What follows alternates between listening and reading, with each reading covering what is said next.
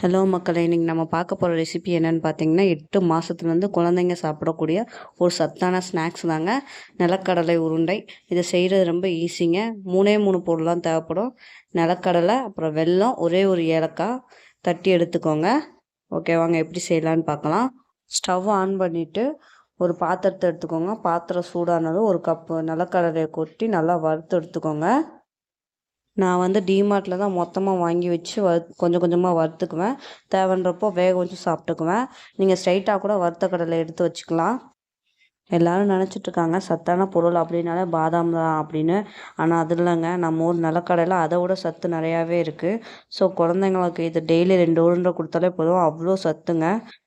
இப்படி நல்லா தோல் உறிஞ்சிட்டு வர்ற வரைக்கும் நம்ம நல்லா வறுத்துக்கிட்டே இருக்கணும். இன்னொரு விஷயம் என்னென்னா, பாதாம் கிலோ 800ரூவாங்க. ஆனால் நம்ம ஊர் நிலக்கடலை வெறும் 200 தான். 200 அவ்வளோ சத்து கிடைக்குது. ஆனால் அதை யாரும் வாங்க மாட்றாங்க. ஸோ இந்த மாதிரி நிலக்கடலை உருண்டை செஞ்சு குழந்தைங்களுக்கு ஸ்நாக்ஸுக்கு கூட ஸ்கூலுக்கு கொடுத்து விட்லாங்க. எந்த தப்பும் கிடையாது. சத்தானதாக சுவையாக சாப்பிட்லாங்க. இப்படி நல்லா வறுத்து எடுத்துட்டு நல்லா தோல் உறிஞ்சி வருங்க. அது வரைக்கும் வறுத்து எடுத்துட்டு அந்த தோலை உருவிட்டு மிக்சியில் போட்டு நல்லா கொரன்னு பல்ஸில் போட்டு எடுத்துக்கோங்க. ரொம்ப அரைக்க வேண்டாம். ரொம்ப அரைச்சிங்கன்னா எண்ணெய் திரிஞ்சு வந்துடும். நமக்கு அதெல்லாம் வேண்டாம். நல்லா பல்ஸில் மட்டும் கொரன்னு அரைச்சி எடுத்துக்கோங்க. இந்த மாதிரி அரைச்சி எடுத்துக்கோங்க.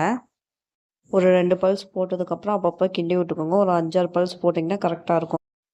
கொரன்னு அரைச்சி எடுத்ததுக்கப்புறம் அதை ஒரு தட்டில் கொட்டிட்டு இப்போ வெல்லத்தை வந்து அதே மாதிரி கொரன்னு அரைச்சி எடுத்துக்கோங்க. கூடவே அந்த ஏலக்காவையும் போட்டு அடித்து எடுத்துக்கோங்க.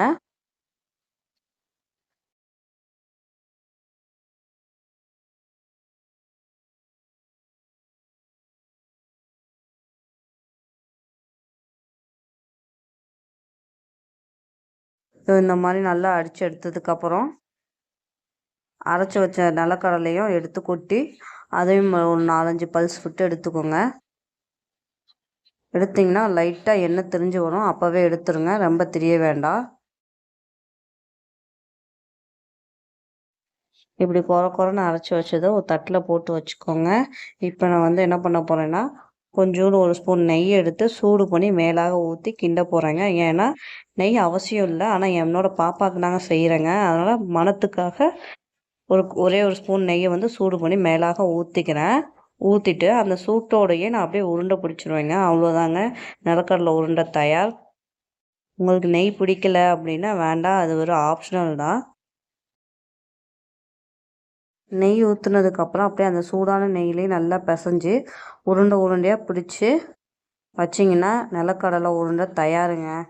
அவ்வளோ டேஸ்டான சத்தான ஒரு ரெசிபிங்க.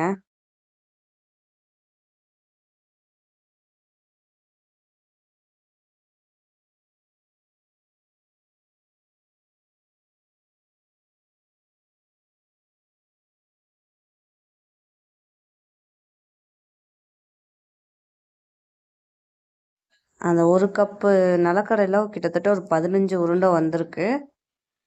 இவ்வளோதாங்க ரெசிபி. ரொம்பவே உடம்புக்கு நல்லது. குழந்தைங்களுக்கெல்லாம் ரொம்ப ரொம்ப நல்லது. மறுபடியும் சொல்கிறேன்னு நினைக்காதீங்க.